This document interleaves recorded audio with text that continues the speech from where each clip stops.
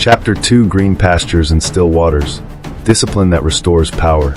The Psalm says, "He makes me lie down in green pastures. He leads me beside the still waters. He restores my soul." Hear me, restoration is not laziness. It is strategy. A warrior who never rests becomes reckless. A mind that never becomes quiet will start believing every dark thought it hears. Many people are not losing because they are weak. They are losing because they are exhausted. They are running on anger, caffeine, and pressure, and they call it strength.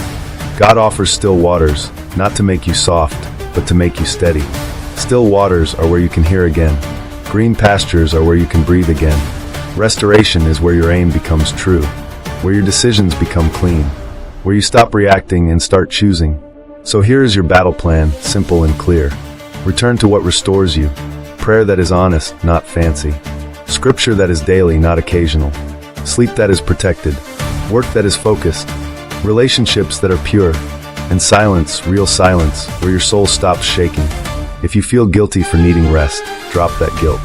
God makes you lie down because He knows you will keep pushing until you break. Let Him restore your soul. Then rise with strength that lasts.